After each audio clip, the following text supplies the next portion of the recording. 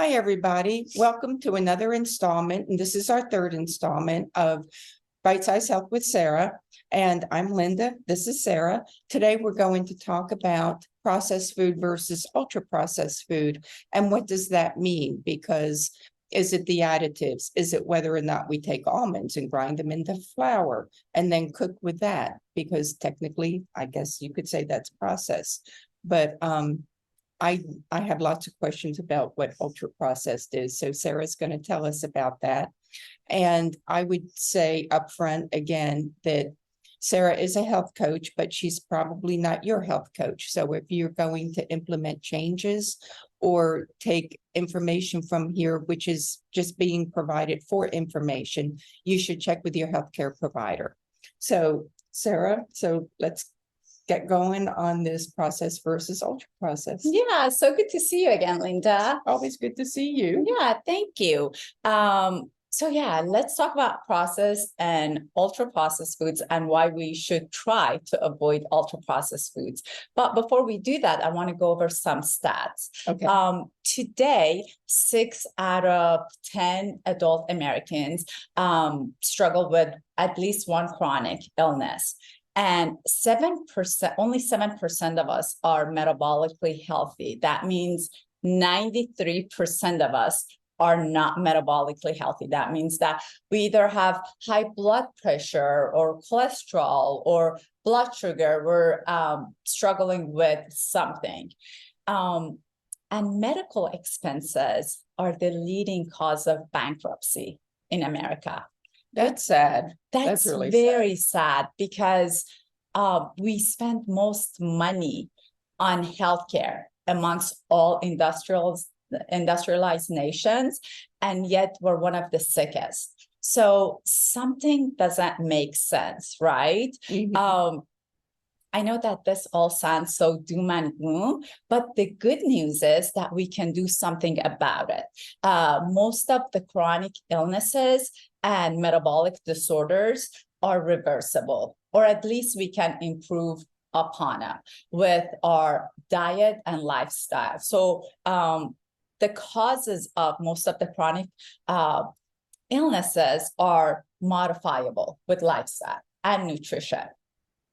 Now, with nutrition, I know that it can be very frustrating because there is a new diet on the market every day. Like we have the plant-based, we have the only meat, we have the keto camp, and paleo camp, and DASH, SCD. We have so many different diets, and it can be very confusing. And even within those diets, like some days dairy is good, and the other day is like, don't touch dairy. Meat is okay. No, it can cause cancer. So there are so many different aspects that it can be very confusing for people. And not only that, but a diet that works for your best friend, exactly. You try it and it doesn't work for you. Absolutely. So that's a great figuring point. out. Yeah. Yes, figuring that out. That's a great point. But we have to keep in mind that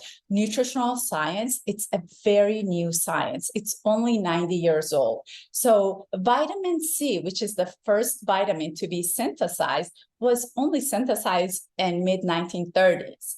So when you think about it that way and how far it's come, it's kind of amazing. And between the 1930s to 1980s, the focus of the dietary guidelines were on calories and vitamins and all that.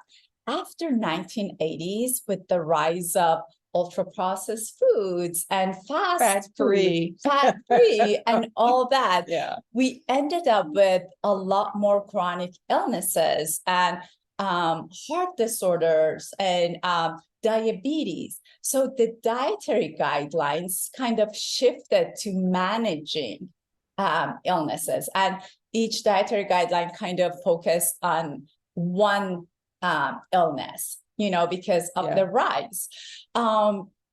So it can be confusing for a lot of people, but all the dietary guidelines have some good things in common that we can go over. And then something else that we need to keep in mind that tens of millions of Americans are food insecure, and 2 billion of people in the world don't have access to food. So while in the wellness field and forum, people talk about regenerative and organic and all that, we have to keep in mind that not everybody has access to that. And that shouldn't be a barrier for people, because no matter where you are in your health journey, you can improve upon. So maybe somebody's starting, it's their first year or first month, and they're just starting to incorporate more fruits and vegetables into their diet. So having organic fruits and vegetables should not be a barrier, because they're not even used to having that. So when I work with somebody, I always ask them where they are in their journey, because if they're in like 10th year of their journey, so they're working on maybe house products and clean air, and they're getting very specific with their makeup and soap and all that. So we all have to keep that in mind, and we need to try to take the barriers off in becoming more healthy. So you're trying to incorporate fruits and vegetables, and you don't say, well, I can't afford organic, so I may as well not do it. Absolutely. It's how can I clean the food to make it as pesticide free as possible? Absolutely. Yes, like how can I, even if you have fruits, and that's not something that I recommend, but even if you have fruits and vegetables that's not organic, that you don't wash with vinegar and water to get rid of the pesticide, even that's better than the ultra processed foods that you will eat, right? Yes. So no matter where you are in your journey, you can improve upon. So a non-organic apple is better than a fruit cup with sugar syrup. Absolutely. Yes. So I just want to make sure that we all keep that in mind. And I know some of the people in the wellness field can just go crazy with, you shouldn't eat this, you shouldn't eat that, but I just don't want barriers for people. I want you to know, no matter where you are, no matter what your budget is, you can improve on your health. So, well, I know when we were doing our Lent that I talked about in the last episode, and we were just trying to avoid too much processed food and the additives. But then it came down to a decision between, well, there's so much out there, what is okay that has some additives? What do we avoid?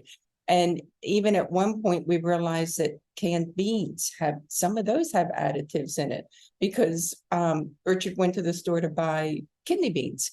And by the time he went down the row saying, well, additives, oh, this one doesn't have any additives. And he comes home and we actually had pinto beans instead of kidney beans. Yeah. But that was okay. But, and we made some mistakes and things that we didn't think about that had additives in it. But on the whole, it made us think about, let's just skip trying to read all the cans and we'll just have fresh vegetables and fresh fruit. And we actually did pretty well. We had some screw ups, but it's a learning curve, right? It was, and it was a fun journey. Exactly. So we're continuing on it. Exactly. I love hearing that, Linda. I just love hearing that. It makes me feel so happy when people are taking steps into bettering their health, because you can improve on whatever you're doing. A lot of these conditions, the chronic conditions that we're talking about, they're diet and lifestyle based, and they can be reversed. We just need to invest some time into learning, into educating ourselves. So I just want people to feel empowered and not powerless, but whatever condition, like you've known me for a while. So I just want people to know that they can get better, that they can feel better. So a lot of it, it's, And it's interesting because you make one of those changes, and then in deciding that we're going to eat like even more of the fresh fruit, or what if we make our own beans? then you start building a different structure in your life because you're planning on, well, we'll soak them, on this night and we'll cook them on this morning and we'll have them for the week. So you start feeling like you're building a kind of routine that's actually helping to frame your life a little bit more. Yes. So, and that's a good feeling too. And have you seen changes since you've started? Yes, I don't know if they're like super huge changes, but like we went for a 1 hour walk the other day and my feet and my hands will always get puffy. Yeah. My hands were still a little bit puffy, but I took off my shoes and I thought, hey, I can still see the bones in my feet. There's no swelling down there.